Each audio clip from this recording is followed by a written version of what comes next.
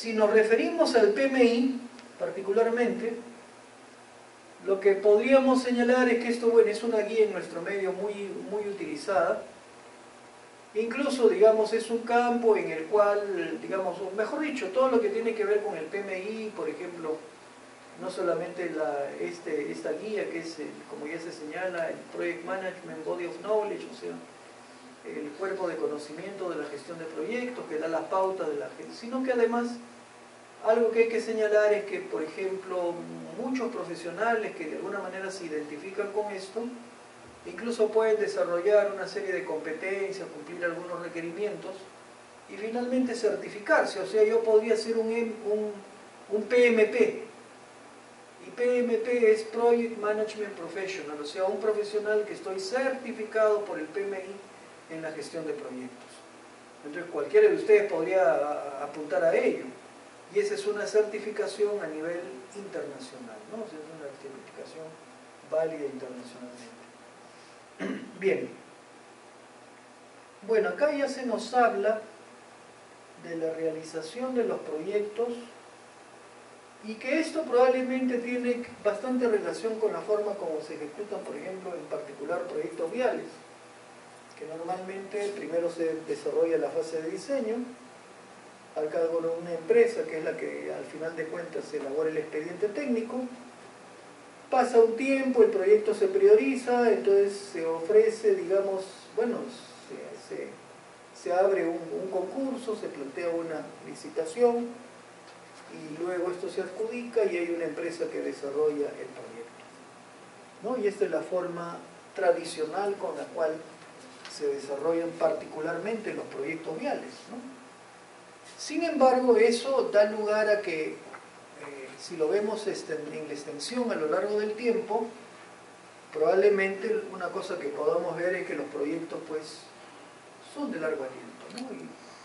Y de repente incluso hasta cuando se terminó el expediente técnico y el proyecto pasó algún tiempo y luego recién se sale, digamos, la licitación para ya pasar a su etapa de realización, puede ser que el proyecto requiera algunos ajustes porque, digamos, ya los requerimientos cambiaron, en fin, las características cambiaron. Una cosa que también es interesante ver es que los proyectos no necesariamente deberían hacer en esas fases secuenciales, ¿no? Sino que en muchos casos hay proyectos que por su naturaleza más bien se desarrollan en unas fases traslapadas o solapadas. Y eso es lo que se denomina como proyectos fast track. Y proyectos fast track, por ejemplo, bueno, en el campo vial es poco usual, pero digamos esto se da muy frecuentemente, sobre todo en qué tipo de proyectos.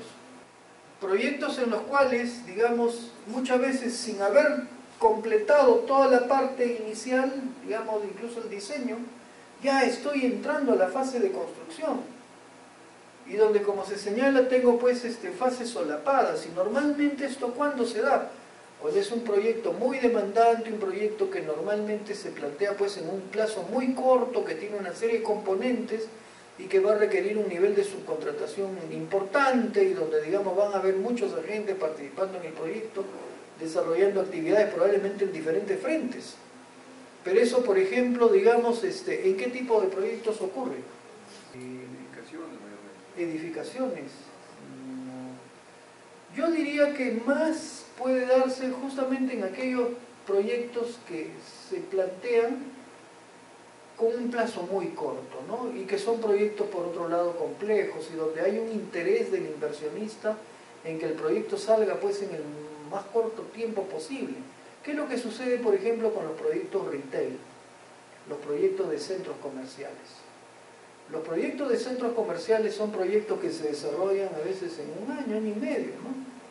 2 años ya es demasiado, diría yo. Y que son proyectos que no son de una inversión pequeña, pueden ser proyectos, por ejemplo, en Lima, uno de los proyectos, digamos, de centros comerciales más importantes de los últimos años es el Real Plaza Salaberry, un proyecto de más o menos 200 millones de dólares, que no es poca cosa, ¿no? Un proyecto que se ha terminado en menos de 2 años.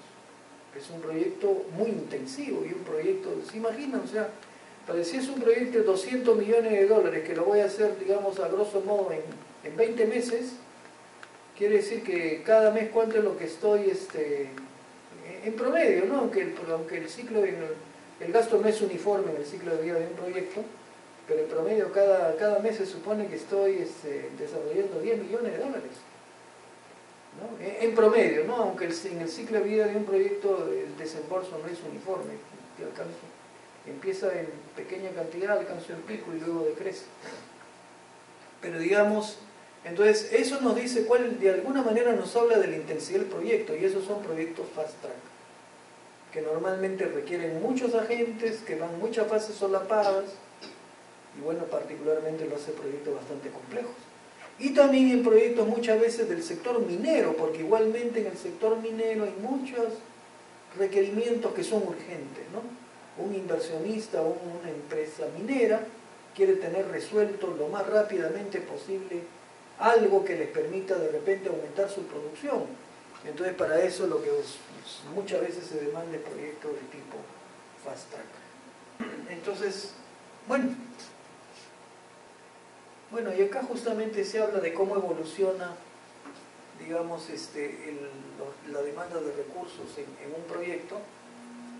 Entonces, acá, por ejemplo, tienen una gráfica que nos dice algo, ¿no? Y esto es también interesante verlo dentro de los aspectos de gestión, porque ¿qué pasa? Si ustedes observan, acá tenemos el ciclo de vida de un proyecto, el inicio del proyecto, el fin del proyecto. ¿Y qué cosa es lo que podemos ver? Lo que podemos ver en ese gráfico es cómo evolucionan los recursos demandados, que puede ser al final de cuentas recurso económico, o sea, la cantidad de dinero que yo tenga que invertir para el desarrollo del proyecto a lo largo de su ciclo de vida. Entonces pueden ver que en la etapa inicial, digamos, los recursos demandados no son muchos, el costo es relativamente menor, pero luego el proyecto va a cobrar gran intensidad en la etapa de ejecución hasta que alcance un pico, hasta que cuando más bien entre en la etapa ya final, cuando el proyecto ya va concluyendo, pues la demanda de recursos decrece. ¿No? Quisiera volcar, por ejemplo, en un gráfico, más bien de tipo acumulativo, en el cual yo trate de ver a lo largo del ciclo de vida del proyecto cómo es que se desenvuelve justamente la evolución de costos.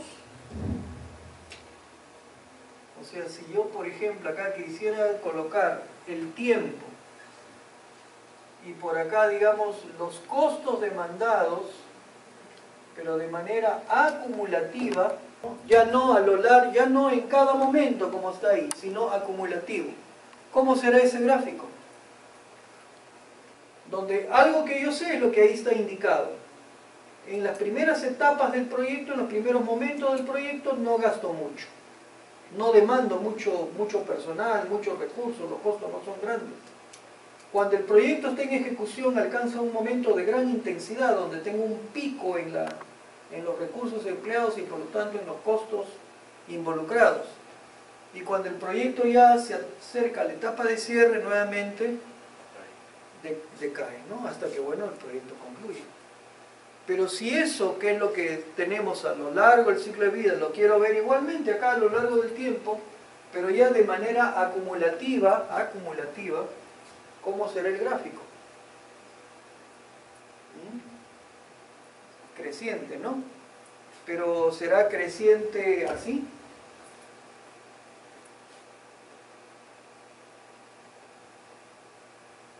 ¿Será creciente así?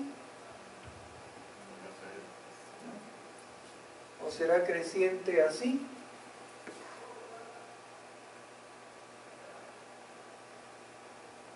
¿Alguno de esos gráficos será válido? O de repente alguien dice, no, más bien así.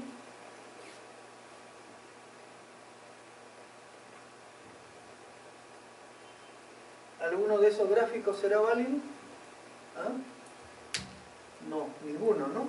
¿Cómo será el gráfico? O sea, sube y baja. No podría bajar, porque si estoy hablando de costos acumulativos, ¿cómo puede bajar? Yo siempre voy a ir acumulando.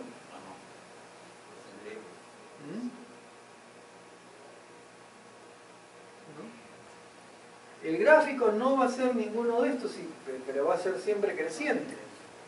El gráfico habrá de ser más o menos, ¿de qué forma? El gráfico habrá de ser más o menos de la siguiente forma.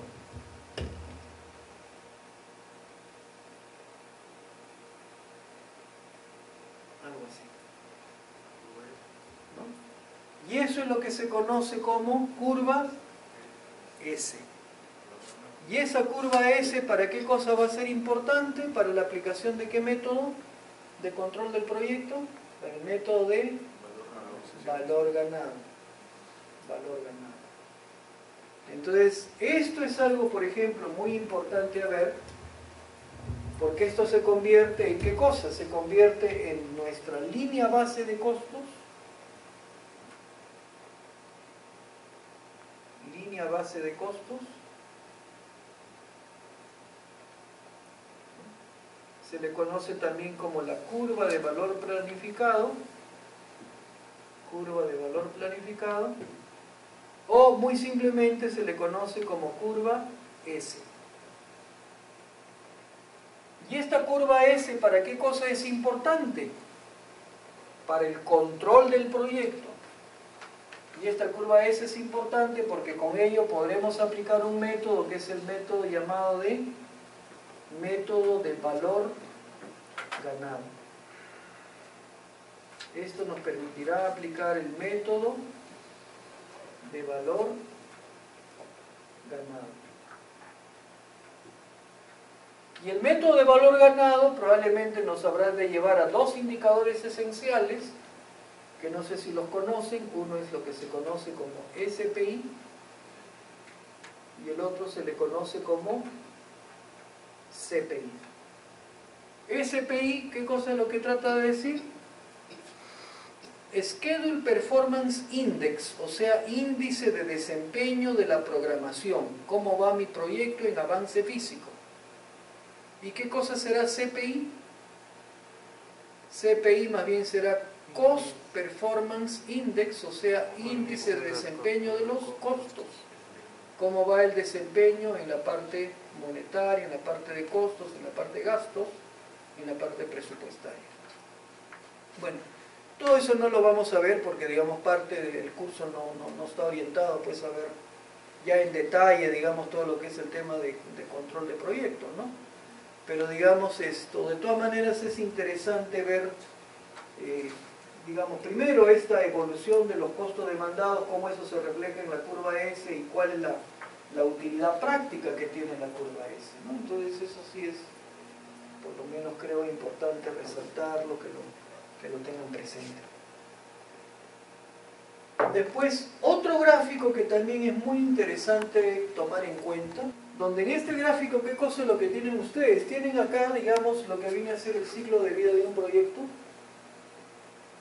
la etapa de planificación o la etapa de preconstrucción y la etapa de ejecución o implementación, ¿no? La parte de ejecución.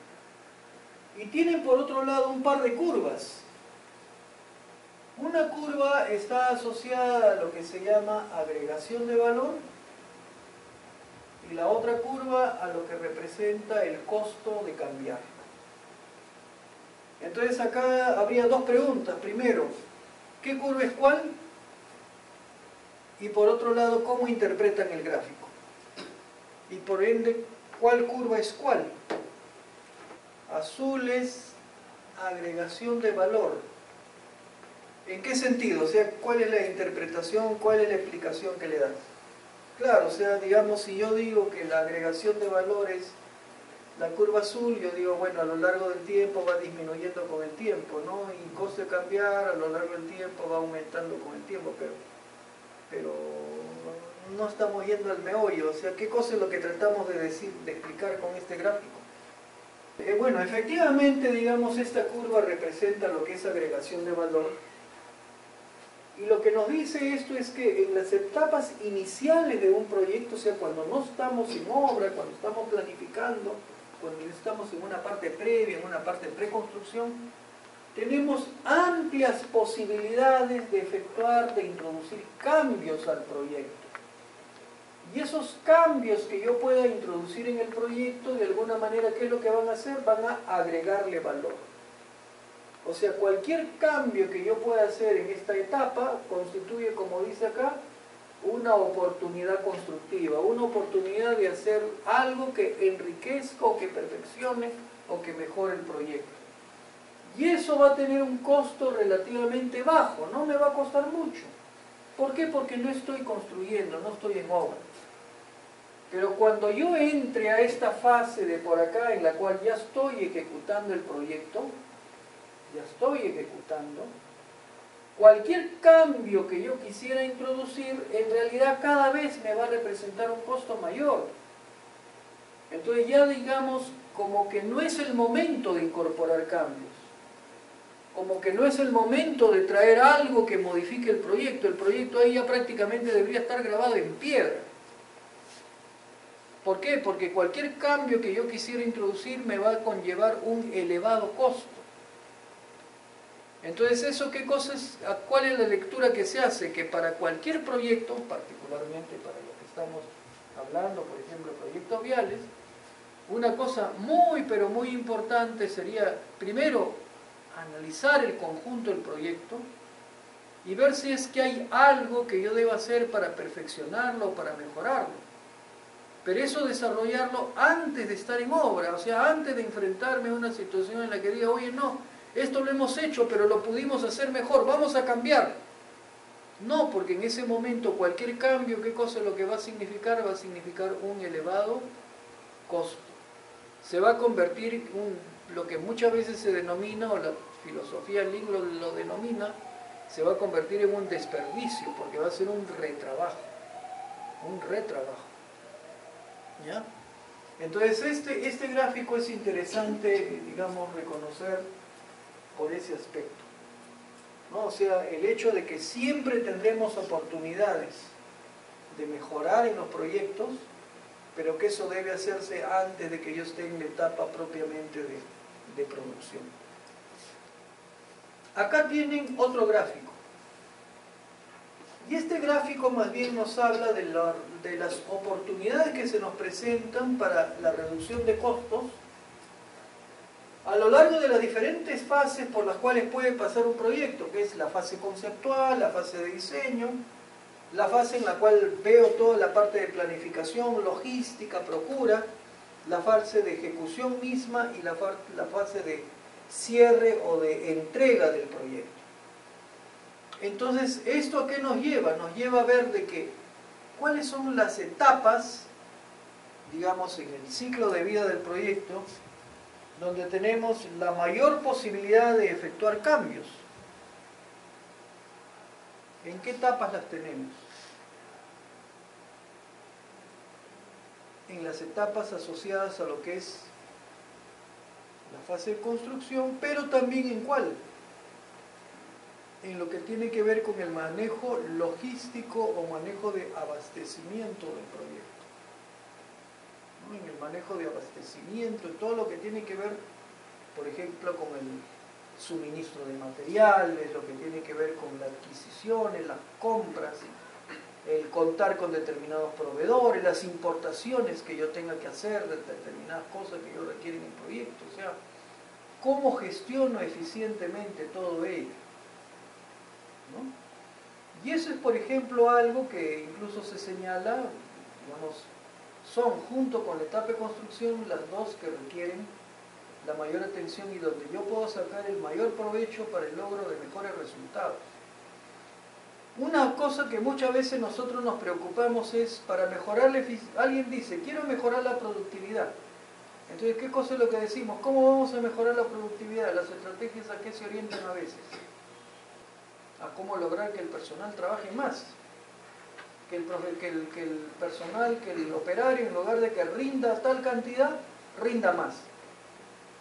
¿Pero eso será lo que me garantice el éxito realmente del proyecto? No necesariamente. Porque claro, ahí de repente estoy viendo cómo lograr que haya un mayor trabajo productivo del personal obrero. Claro, es importante. ¿Pero será eso el todo? No. Y de hecho, digamos, si nosotros analizamos, no sé si ustedes han leído, han visto o han llevado algún curso en el cual les hayan hablado de lo que es la filosofía Lean Construction. ¿Les suena? ¿Ah? Claro que nos habla justamente de los desperdicios, ¿no? Entonces, justamente eso es lo que queremos tratar. Entonces, Lean Construction parte de un, bueno, incluso podríamos resumirlo en una frase, ¿no? Hasta en una representación gráfica que es muy usual ver cuando hablamos de la filosofía Lean. Muchas veces, ¿cómo se representa eso? Se representa más o menos algo así. Agregar valor al cliente y por otro lado se dice minimizar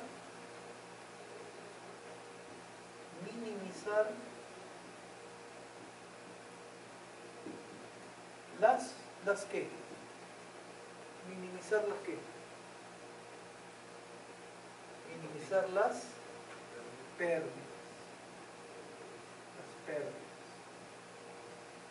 Y dentro de la filosofía Lean también se definen algunos términos, como son el de trabajo productivo, trabajo contributorio y trabajo no contributorio. No sé si ustedes eso lo han visto en alguna parte. ¿Qué cosa es el trabajo productivo? Trabajo productivo es el que agrega valor, o sea, aquel que yo hago y que se va a traducir en algo concreto, tangible, visible, real. Por ejemplo, yo tengo un grupo, una cuadrilla efectuando el vaciado de una columna. ¿Qué cosa es lo que está haciendo esa cuadrilla? ¿Qué tipo de trabajo está haciendo? Productivo. Porque está haciendo algo que se va a traducir realmente en la columna. Pero eso es todo lo que se desarrolla en una obra. No, también hay trabajos contributorios. ¿Cuáles son trabajos contributorios? Digamos, yo tengo una cuadrilla asentando ladrillo para un muro. ¿Qué tipo de trabajo está haciendo esa cuadrilla? Está produciendo, es un trabajo productivo. Pero ¿cuáles serán otros tipos de trabajo, como se señala acá, por ejemplo, contributorio?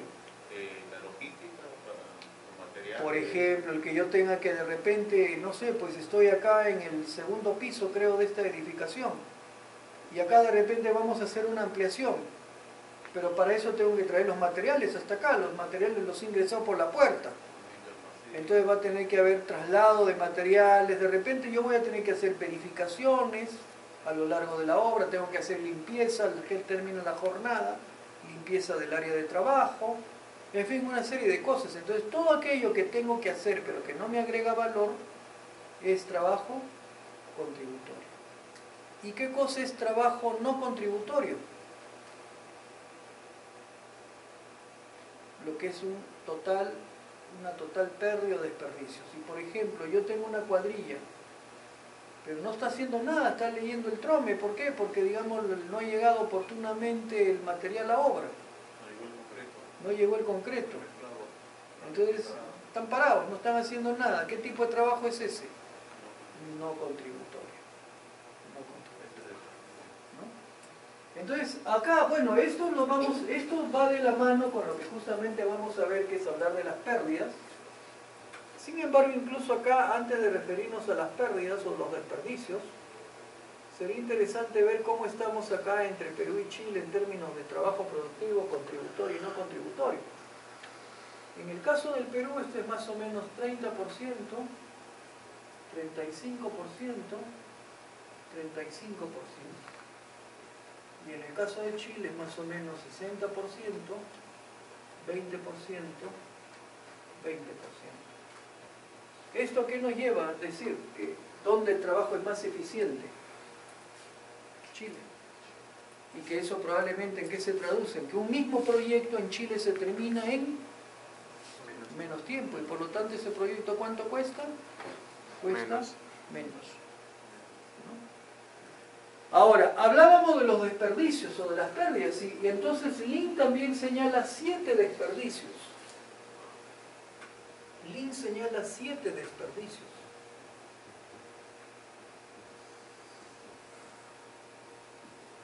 ¿Y cuáles son esos 7 desperdicios que señala Lean? No.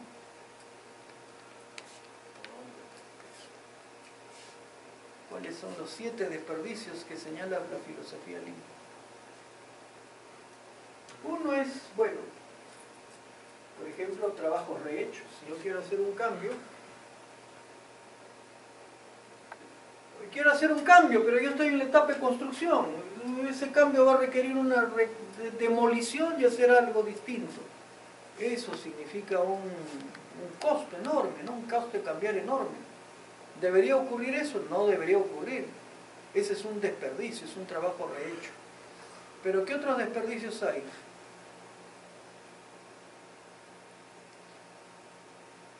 Lean señala otros desperdicios, que no son sino los siguientes. Vamos a ver si nos acordamos de todos.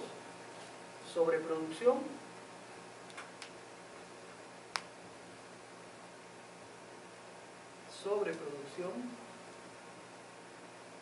inventario,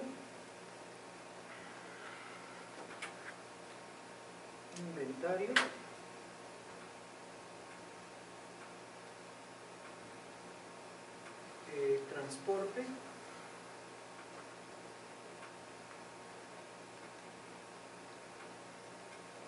movimiento,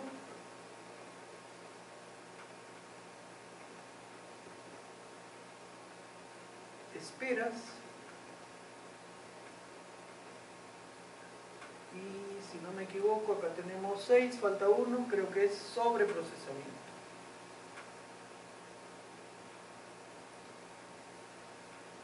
Sobreprocesamiento. Los 7 desperdicios de la filosofía Lincoln Thatcher. Y esto es interesante ver porque justamente va de la mano incluso con el gráfico. Porque algunos de estos desperdicios tienen que ver con la parte de construcción, pero incluso algunos tienen que ver con la parte previa, con la parte de preconstrucción, con la parte más bien en la cual yo veo el aprovisionamiento de materiales, la logística, la parte de procura, ¿no? Entonces, ¿qué cosa es lo que yo requiero en obra? Entonces, ¿qué podemos decir acá? Por ejemplo, trabajos rehechos. ¿Qué tipo? ¿Está asociado a qué? ¿Procura o construcción? Más probablemente construcción. ¿No? Entonces podríamos ahí ponerle más, acá le ponemos una C. Sobreproducción.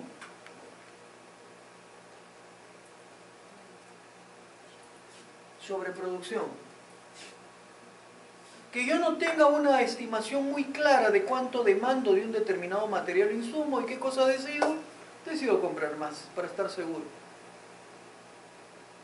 O decido fabricar más, porque digo, prefiero que sobre a que falte. ¿Eso con qué tiene que ver? ¿Con la parte de procura o la parte de construcción? La parte de procura.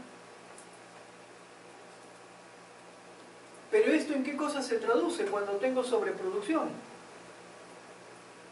¿Eso qué cosa me genera? Me genera inventarios. Material que está ahí depositado, que está almacenado, que está tirado, que está ahí, que no lo estoy utilizando. De repente se acaba la obra y ahí se quedó, nunca lo utilicé.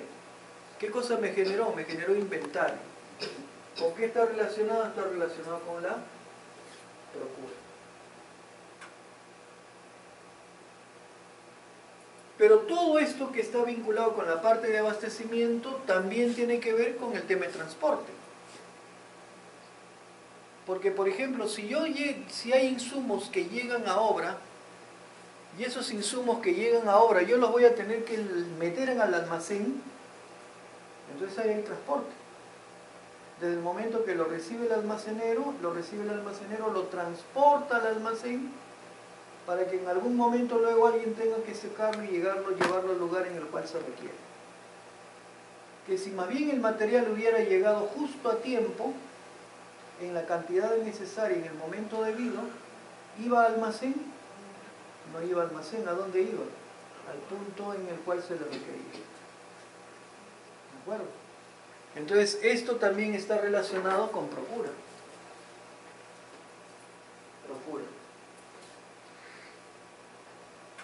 Esperas. No llegó el concreto a tiempo a obra. ¿Con qué cosa tiene que ver? Una falla en la gestión de procura. ¿No? Procura. Ahora, sobreprocesamiento de repente no tanto, porque sobreprocesamiento tiene que ver muchas veces con los controles, checklist, en fin, una serie de tablas de control que se pueden llevar a cabo para registrar avances de obra, en fin, una serie de cosas, pero que al final nadie lo mira. Y si voy a generar papeles que luego nadie los va a mirar, simplemente los tengo ahí archivados, ¿para qué me sirven? ¿Para qué los hice? Entonces ese es sobreprocesamiento. Puede estar más vinculado a la etapa misma de construcción, ¿no? Y más bien la parte de movimiento, ¿qué cosas son pérdidas por movimiento? ¿Cuál es la diferencia entre movimiento y transporte?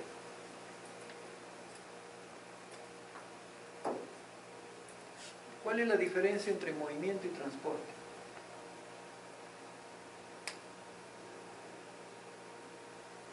¿O es lo mismo? No es lo mismo.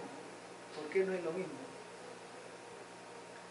Transporte de un lugar a otro, el movimiento puede ser En el mismo. ¿Ah? Movimiento puede ser en el mismo sitio, transporte, moviliza, movimiento. Ya, movimiento, pero ¿y transporte también no es movimiento? Claro, también un movimiento, pero acá un lugar a Creo otro. que uno tiene más distancia. O sea, cuando yo muevo dentro de un espacio pequeño es movimiento, cuando muevo una distancia larga es transporte. ¿Eso es? No. O sea, es acarreo de material, pero si el acarreo es largo, se llama transporte, y si el acarreo es cortito, se llama movimiento, ¿es así?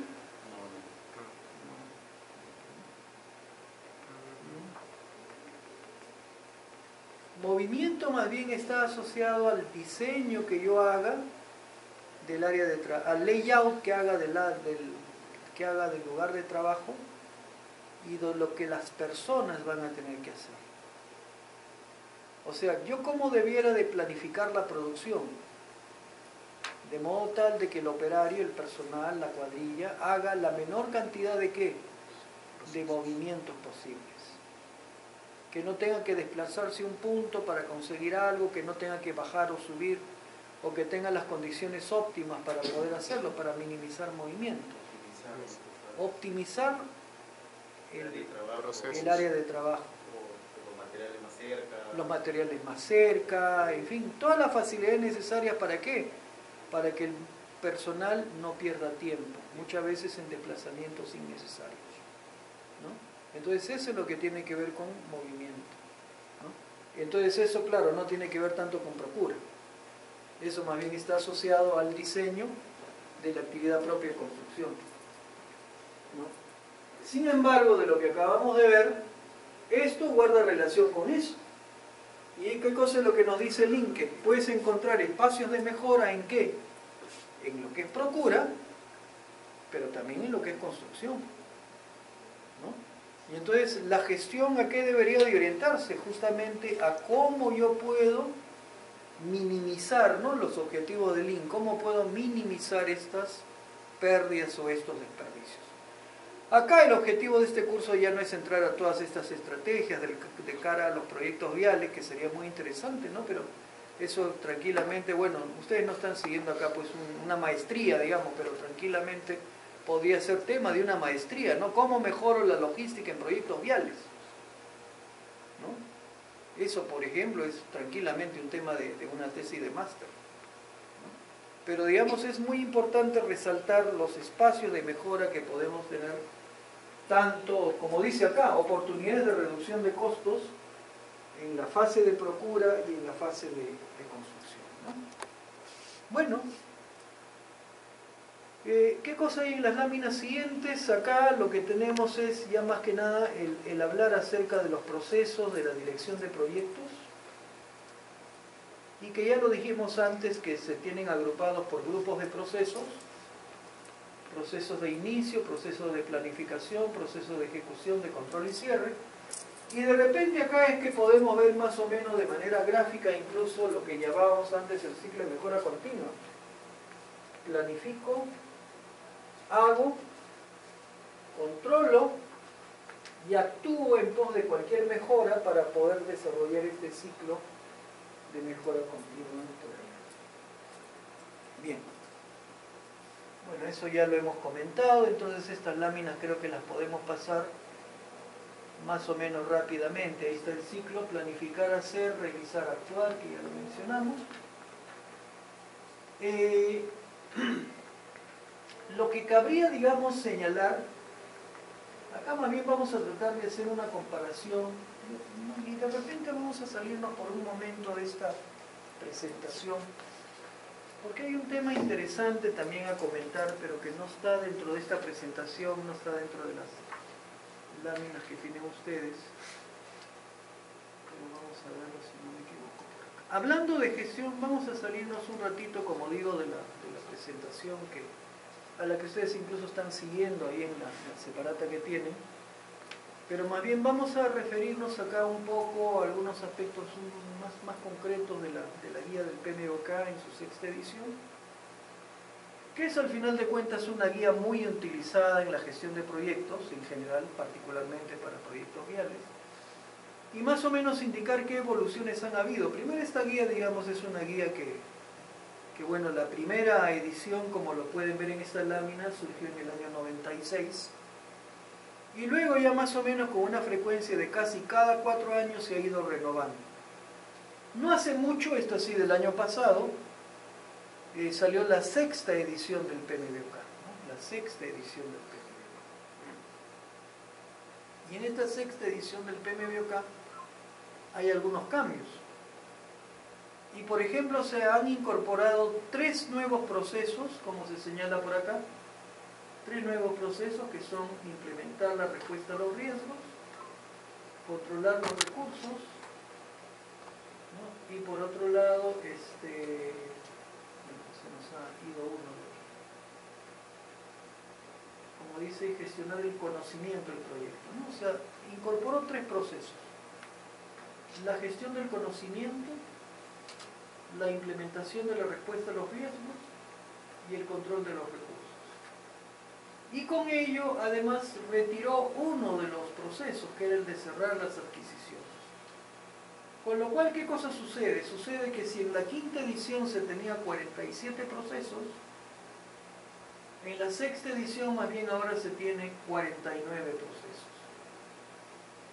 Y hemos dicho que los procesos son procesos de inicio, de planificación, de ejecución, de monitoreo y control y de cierre. Sin embargo, si ustedes ven dónde es que, digamos, el PMBOK carga más la mano, ¿en qué procesos? En procesos de planificación. Procesos de planificación. Esa es un poco la tendencia que tiene el PMI. Mientras que si viéramos el caso de PRINCE2, probablemente no es así, porque PRINCE2 se orienta más a resultados. Entonces no tanto se orienta a lo que es planificación como lo hace el PMBOK. Ahora, ¿qué más es importante también señalar? Que, digamos, esta metodología del PMI en su sexta edición, este PMBOK, incorpora además en la sexta edición lo que se llaman los contenidos de la metodología ágil, ¿no? La metodología ágil. Y acá se dice, ¿no? ¿Qué cosa es ágil? Conjunto de metodologías para el desarrollo de proyectos que precisan de rapidez y flexibilidad para adaptarse a condiciones cambiantes del sector o del mercado, aprovechando dichos cambios para proporcionar una ventaja competitiva.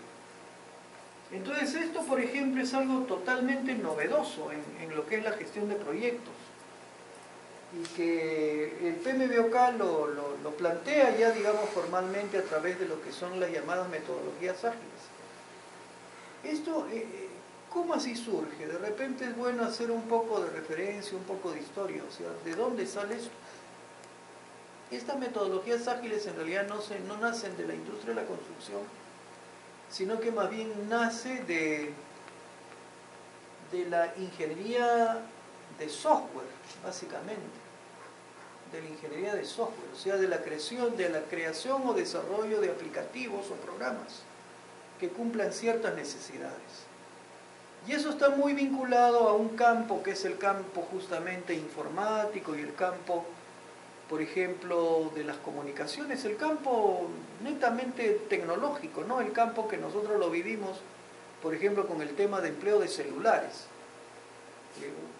que es algo en lo que ustedes habrán visto pues que la evolución ha sido dramática, ¿no? Porque digamos, mientras que hace 20 años de repente el primer celular, que creo que acá al Perú lo trajo Genaro Delgado Parker, ¿no? Esos ladrillos que habían, ¿no? Eran unos celulares que lo más que te permitían era hacer una llamada y nada más. Y bueno, era de todas maneras era un cambio enorme, ¿no? Digamos, a liberarnos de lo que era la telefonía pues fijas, ¿no? Y digamos más bien manejarnos ya con una comunicación totalmente a distancia. Sin embargo, ustedes han visto cómo esto ha ido evolucionando y ha ido cambiando, y de repente el primer smartphone o el primer teléfono inteligente probablemente fue pues, el BlackBerry, pero también el BlackBerry rápidamente ha sido superado y desplazado y prácticamente ha desaparecido, ¿no? Y ahora más bien existen otras marcas y mucha más facilidad, y ahora prácticamente en un teléfono yo tengo todo, o sea, casi hasta Excel puedo tenerlo en mi teléfono. Yo quiero hacer operaciones en Excel, lo puedo hacer en mi teléfono. Quiero desarrollar un PowerPoint, lo puedo hacer en mi teléfono. O sea, quiero comunicarme por correo, lo hago a través de mi teléfono. Quiero hacer alguna operación financiera, la puedo hacer por el teléfono. O sea, hay miles de aplicaciones para poder ser desarrolladas simplemente en este mundo digital.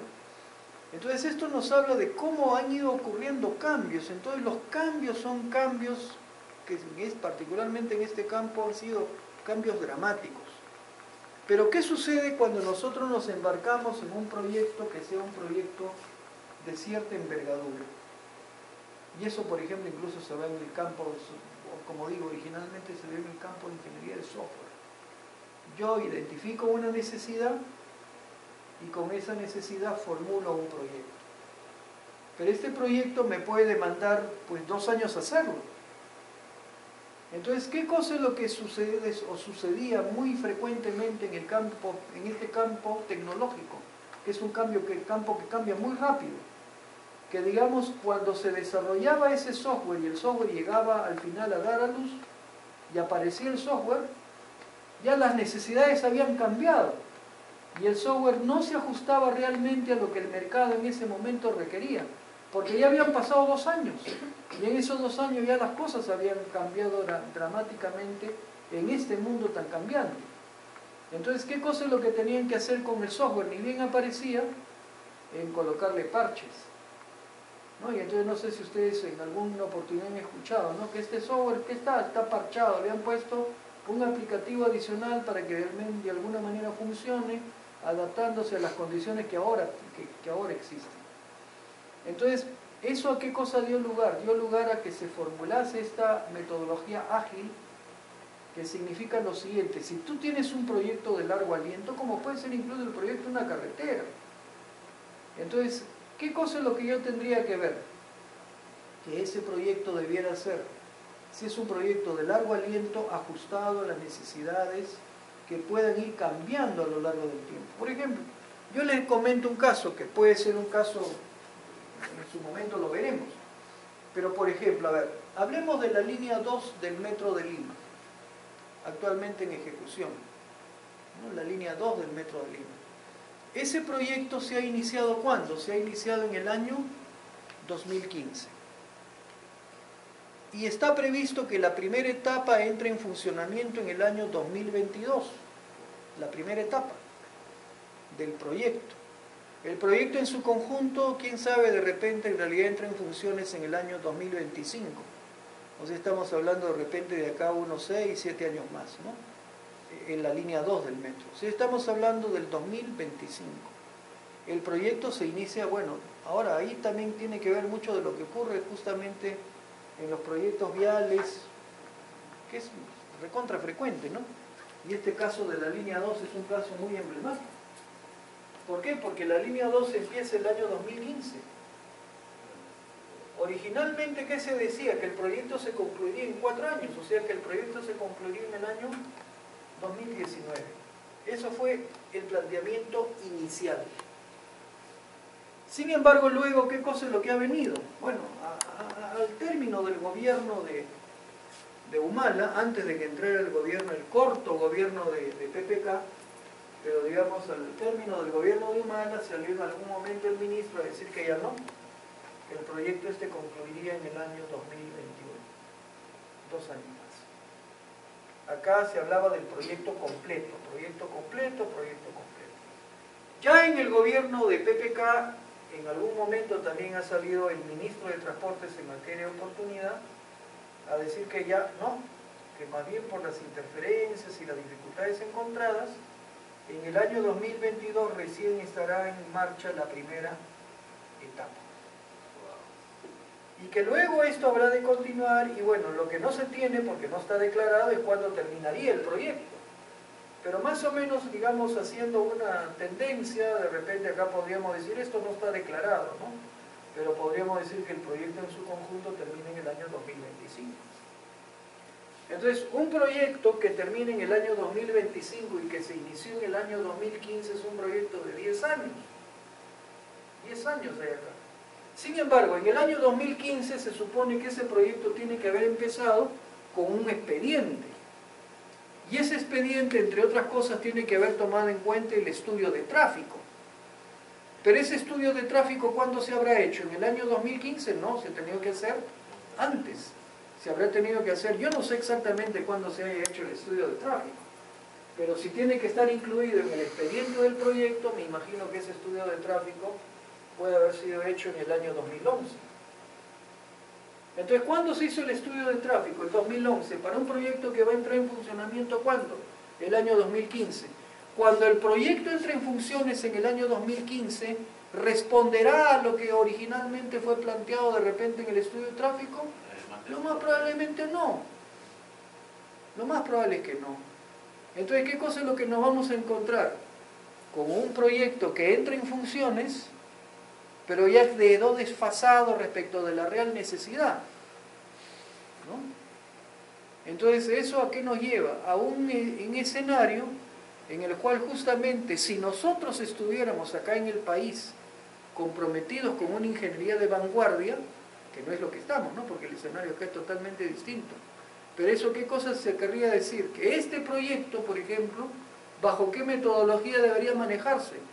Debería de manejarse bajo la metodología de lo que acá se plantea, la metodología ágil. O sea, en otras palabras, ¿qué cosa es lo que se debería de estar haciendo? Probablemente se debería de estar reformulando, replanteando el estudio de tráfico para ver si lo que se tiene en el expediente técnico es lo que realmente se necesita o si más bien se debería de necesitar otras cosas. En muchas cosas ocurre eso. No sé ustedes con qué frecuencia, digamos, van a Lima, pero por ejemplo, la carretera Panamericana Sur, antes, en la salida de Lima, desde el Pobre Monterrico, digamos, tenía 2 carriles. 2 carriles. 2 carriles de ida y 2 de vuelta.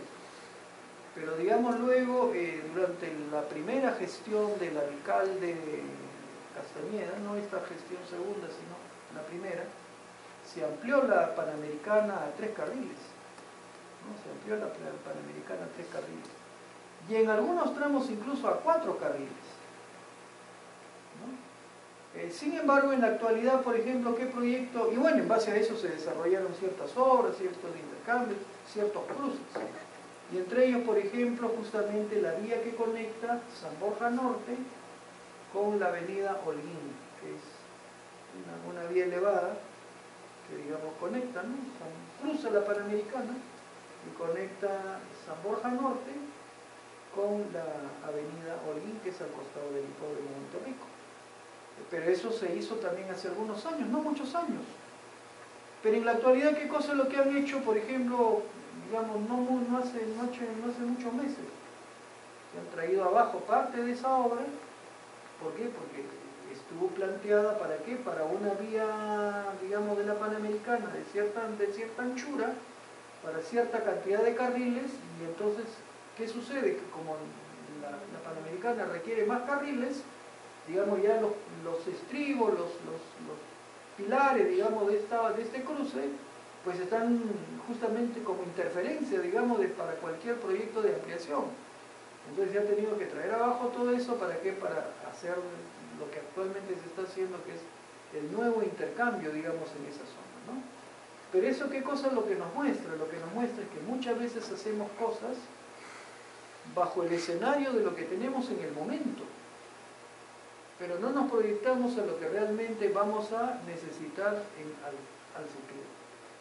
Y si es que es un proyecto de largo aliento, como es lo que ahora ocurre, por ejemplo, con el Metro de Lima, sería muy interesante preguntarles a quienes están conduciendo ese, oye, ¿y esto lo están haciendo de acuerdo a la metodología ágil? No lo creo. Y no lo creo también por otras razones, porque digamos es un proyecto que de alguna manera está vinculado con una necesidad pública, es un proyecto público, y normalmente los proyectos que tienen que ver con el sector público pues están demasiado parametrados. No puedo modificarlos, yo no puedo modificar los términos de referencia, ¿no? Entonces, digamos, hay tantas trabas y tantas dificultades que realmente complican la realización de los proyectos. Pero digamos, acá simplemente, y esto para que ustedes puedan tener una idea, por ejemplo, se habla de esta metodología ágil, que lo que busca justamente es eso, como lo dice ahí, ¿no? La flexibilidad para adaptarse a condiciones cambiantes, ¿no? Flexibilidad para adaptarse a condiciones cambiantes, ¿no? Los principios y valores en los que se basan las metodologías ágiles tienen como principal característica realizar entregas rápidas y continuas. El proyecto se subdivide en pequeñas partes que deben completarse y entregarse más bien en periodos cortos, en pocas semanas, de modo tal de que si hay que realizar cualquier modificación, esto se hace, digamos, sin que pueda involucrarse a todo el proyecto en su conjunto. Hago el cambio para allá de ahí en adelante, como que voy ajustando el rumbo del proyecto. El proyecto no sigue un norte fijo y voy para allá nomás, sino que caramba, si este punto de que está allá al fondo se movió un poco a la derecha, ahora ya no voy de frente, me orientaré un poco más a la derecha. ¿Por qué? Porque la necesidad ha cambiado. ¿Y por qué? Porque me voy adaptando a esos cambios, ¿no? Entonces, eso es lo que constituye la llamada metodología ágil. Hay algunos principios en los cuales se basa. Bueno, acá lo mismo que ya comentamos, ¿no? Antes de verlo. Como dice, antes de la metodología ágil, cuando una empresa quería desarrollar un software nuevo, se podía tratar de un proyecto lineal de 2 años que cuando por fin veía la luz no incluía las últimas novedades técnicas o las especificaciones que en ese tiempo se podían haber vuelto fundamentales. ¿Qué hacer entonces? Era o bien poner parches o volver a empezar de nuevo. Entonces, ¿esto qué cosa es lo que dijo? ¿No sabe qué? Tenemos que cambiar. O sea, los proyectos tienen que ser más flexibles, los proyectos tienen que desarrollarse de una manera tal de que puedan ir adaptándose a las condiciones que pueden ir cambiando a lo largo del tiempo. Entonces, esto lleva a la metodología ágil y a algunos principios que hay acá, ¿no? Satisfacción del cliente, bueno, que ese es algo esencial, no lo hemos mencionado, pero el tema de satisfacción al cliente es piedra angular de cualquier objeto de gestión de proyectos, ¿no? Eso es lo que debería de orientarse cualquier propósito, objetivo que tengamos de gestión de proyectos.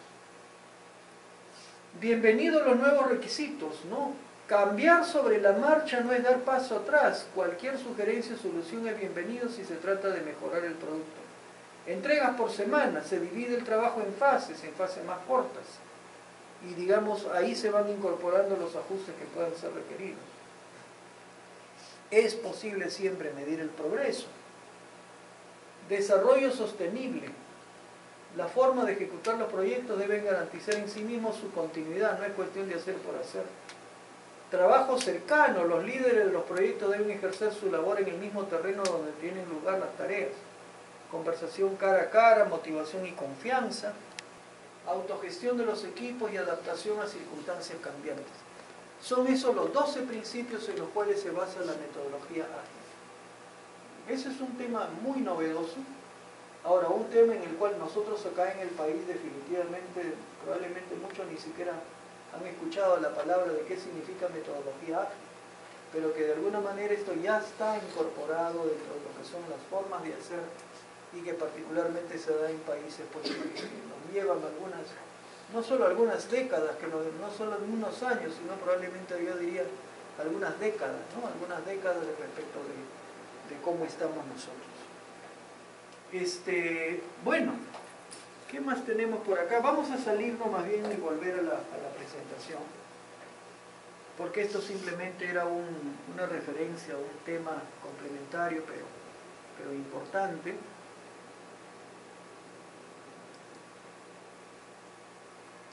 De proyectos. Bueno, de acá simplemente ya lo que tendríamos dentro de lo que es este tema de gestión de proyectos es la identificación de las diferentes áreas de conocimiento, que bueno, son las áreas de conocimiento que nosotros ya hemos señalado, ¿no? La gestión del alcance, la gestión, que ahora ya incluso el PMBOK ya no lo llama gestión del tiempo, lo llama gestión del cronograma, ¿no? Gestión del cronograma o gestión de la programación. La gestión de los costos, la gestión de la calidad, la gestión de los riesgos, etc.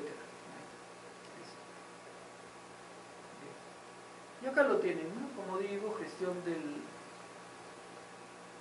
a poner en esta presentación.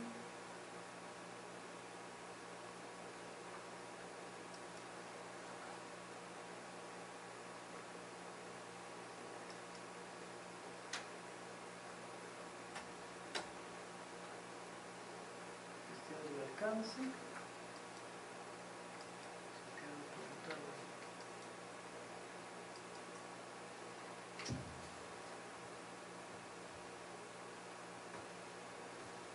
Son bueno, en realidad acá estas láminas prácticamente nos llevan a lo mismo que ya hemos comentado minutos atrás con la ayuda de ustedes, cuando recordarán que hablamos de las diferentes áreas de conocimiento que tenemos en la gestión de proyectos. Esto ya no es algo que nosotros vayamos a desarrollar con profundidad, porque digamos, simplemente acá lo que se quiere es brindar un lineamiento general sobre la gestión de proyectos, y más bien lo siguiente, pero creo que eso ya lo trasladaremos para la sesión de la tarde, porque digamos, ya prácticamente estamos la una, tendrá que ver con las etapas del desarrollo de un proyecto. Entonces acá vamos a ver, bueno, no nos está ayudando acá la proyección porque se ha quedado media bloqueada, pero digamos acá tendríamos que hablar ya de las diferentes etapas cuando hablamos de un proyecto a nivel de perfil, a nivel de estudio de prefactibilidad, de factibilidad o de estudio definitivo, ¿no? Entonces eso es con lo cual arrancaremos en la sesión de la tarde y luego, bueno, continuaremos con los siguientes diversos tópicos que tenemos que desarrollar pues como parte del módulo planteado para el día de hoy. Entonces creo que acá pararemos por un momento, ¿no? Con todo lo que hemos revisado sobre aspectos generales de la gestión de proyectos y más bien, como digo, en la sesión de la tarde ya estaremos viendo las fases que podemos distinguir de acuerdo al nivel de profundidad, de detalle que tenga el estudio, donde todo parte de una necesidad, de un concepto, de un planteamiento, repito, conceptual, de un proyecto a nivel de perfil.